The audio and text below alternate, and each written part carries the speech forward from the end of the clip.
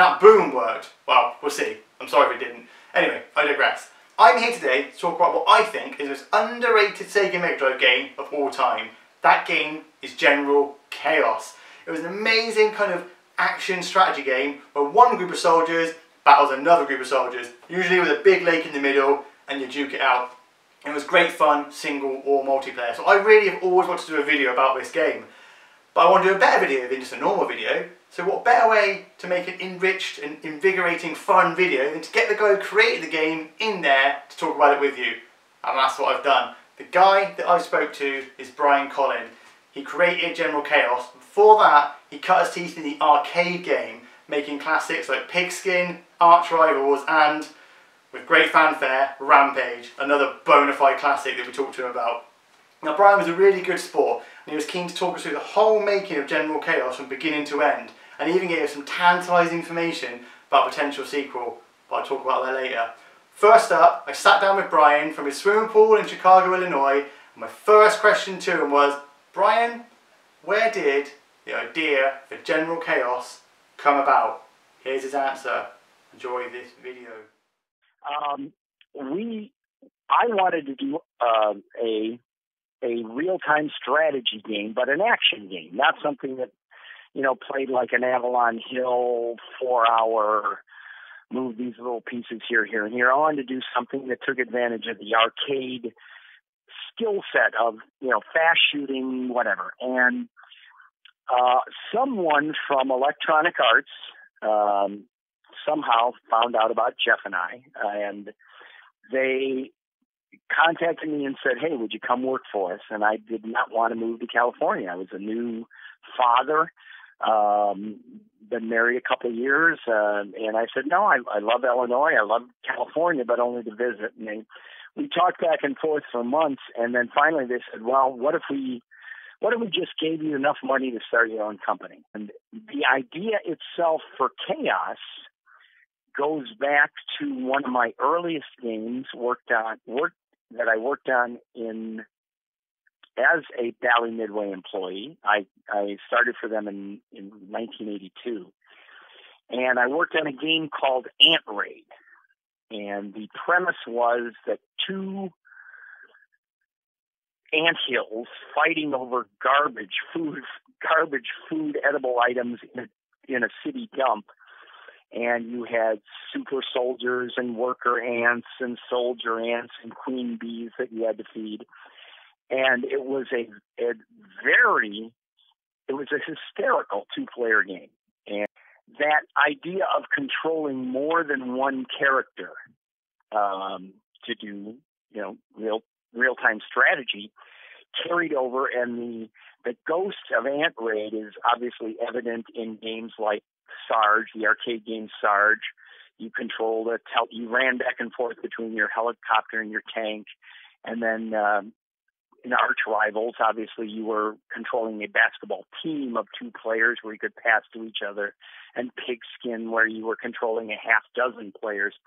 So the ghost of Ant Raid, really, when EA contacted us and said you can do any game you want, I said, let's do the obvious thing for an army, strategy, tactics, battle game, and that was General Chaos. There were some creative edits in there, I've got to say, but it's Brian's words you listened to, and they were bloody amazing. So that's the genesis of General Chaos. We moved on, and my next question to Brian was, talk to you about the design and the kind of intricate details of General Chaos that you're proud of, and here's what he had to say. I won't boom again though. I'll go on then. Boom. Okay. Yeah, great. General Chaos, as I said, General Chaos, we went out to Electronic Arts, we pitched in the idea, we had already mapped things out pretty tight. I'm a firm believer, because of my early days in the arcade, I'm a firm believer in having the best battle plan going in to any game. Having a good, solid design where you've answered all the questions, where you've made up your mind, you've guesstimated anyway, how long things are going to take. And, like the plan goes out the window the second the battle starts, I think is the accepted wisdom, but having a good plan going in. So we went into Electronic Arts and we had General Chaos pretty much locked down. We knew what each character was going to do. We knew how they were going to act. And because of the restrictions of the Sega Genesis at that time, we knew enough to be able to plot the thing out very tightly and so we hit all our deadlines. We made the game, we completed the game pretty much as designed, start to finish. So in going towards your second question, was there anything we left out? We really didn't, because we wanted, one of the things Jeff and I were pretty good at was always hitting our deadlines. We only promised what we knew we could deliver, and maybe in the last month or two we would stay up 16 hours a day, cramming in extra, but we never promised more than we knew we could deliver. And so General Chaos was, the way it came out was pretty much the way we went into it, saying we know we can get all this done, we're going to do this.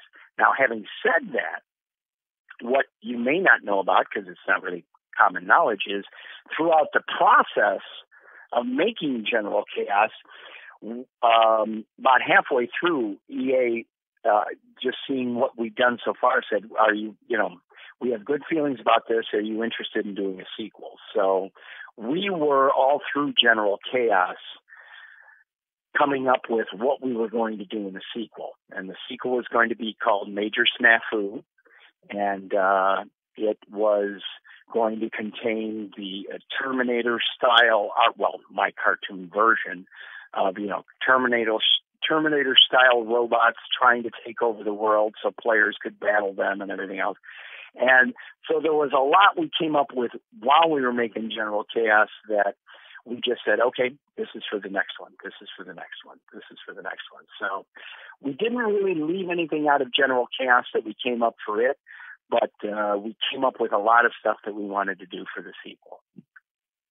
Oh, that's amazing. That's really interesting to know. That's amazing. It sounds like it was a well-regimented operation.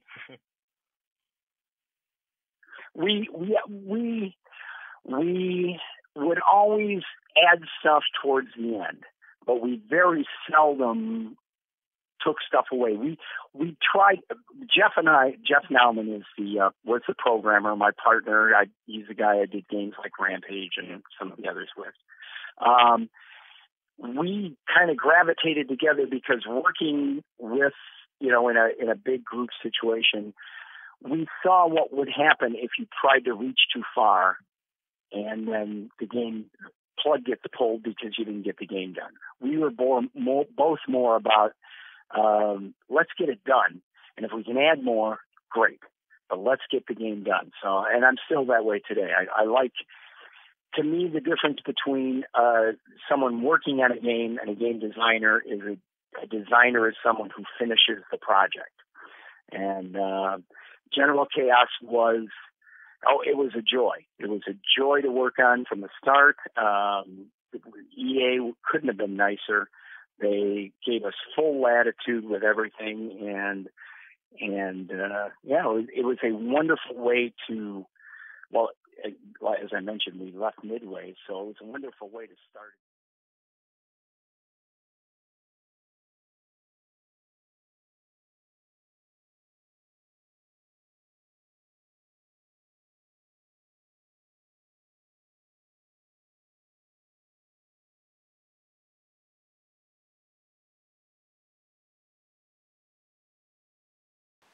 Right, next up, bit of a fun one. I like a bit of fun, not being weird or anything. But the question was, Brian, are you any good at General Chaos? Can you beat everyone at it? Here's his answer, it's interesting. No.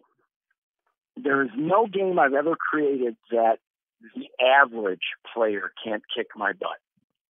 I mean, I got to be totally honest. People are surprised when I say that because I do know the secrets and I do know the, how to get whatever I need. I know the best things to do, but I am not a particularly good video game player.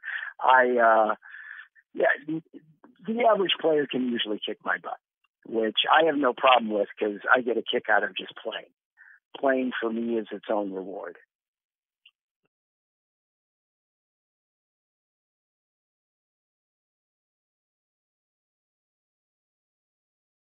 We're nearly at the end of our campaign. See what I did there? But I've got one more question. I had one more question for Brian. One more. And you can probably guess what it is. General Chaos 2, Sons of Chaos. What is the deal with this game? Is it going to happen? Is it not?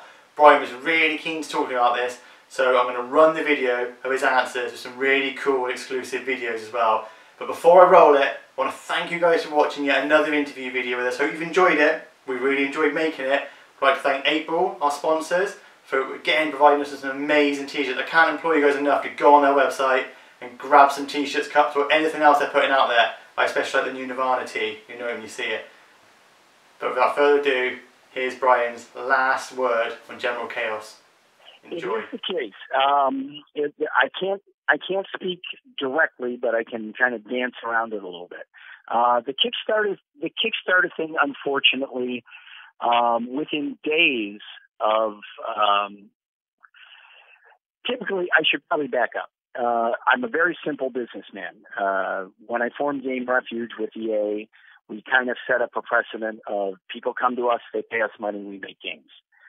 General Chaos was something that no one had approached us about, but we, in our spare time, like I said, we get more fan mail for that than anything else.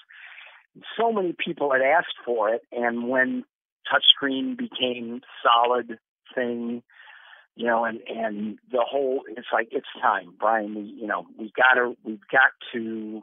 My employees are like, we got to revisit this. So the team started working on it on their own, and I had a social media guy in the company at the time that said, no, we're going to do a Kickstarter. And I'm pretty clueless when it comes to what's going on in the world. I keep my head in the sand. I'm working on whatever game I'm working on at the time, and I don't pull my head out of the sand to look around until the next person taps me on the shoulder and says, come do a game for it.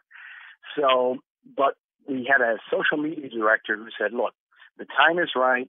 Let's do a Kickstarter. We mapped out a wonderful game, and the artists and the programmers I had working, and their spare time after hours would work on this. And unfortunately, and we had an interview with the Indoor Kids out of Hollywood. It was our first big social media interview that out of a list of like 15 that the guy had set up for me. And the weekend before I went to Hollywood, I discovered I had cancer.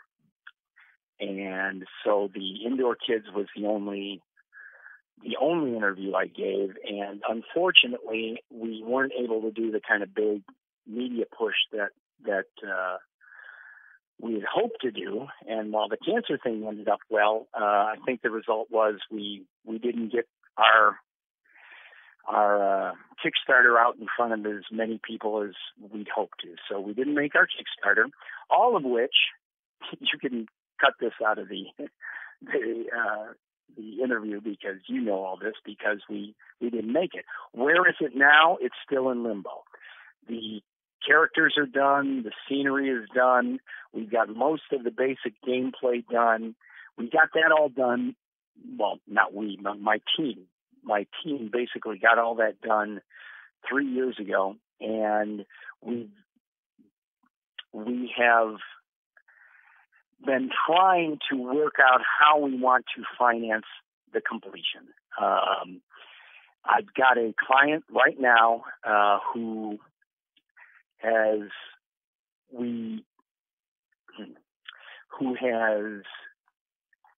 asked us to do it as a, believe it or not, a 2-player arcade cocktail, a very unusual cocktail.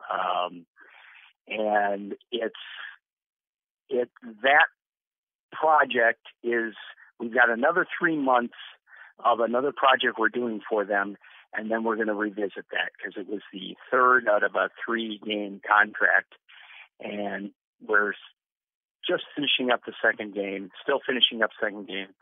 But in another couple months, we're going to see if we're going to move on to that. So I'm fingers crossed, the client is we will be releasing it as, well, first, initially as a arcade game, well, a arcade cocktail, 2-player, head-to-head, 1 or 2-player, but it's a very cool design. They came up with this really neat cabinet and everything, sit-down cabinet.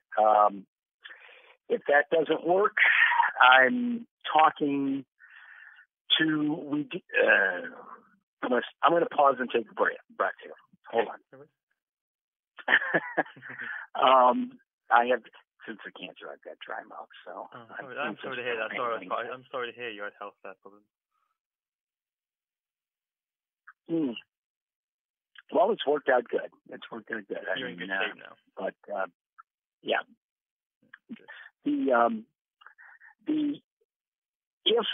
if the client is still willing, like I said, this is supposed to start in the next couple months. The client, if this does not fly, we are looking at trying a different crowdfunding approach. Years ago, Game Refuge did a crowdfunding approach, not long before there was ever any Kickstarter, in which we offered people a piece of any money the thing ever earned. And that's kind of what I prefer, because the idea of asking people for money and then just giving them a fun little patch or banner or a little rubber figure, that always kind of felt too much like charity to me. So if we don't make the game, if we don't restart the game here in the next few months with the current client for his arcade approach, so it's going to happen some way, somehow, someday. I wish I had a better answer for your very simple question, where is it at? But it's going to happen. I honestly don't know at this point how it's going to happen.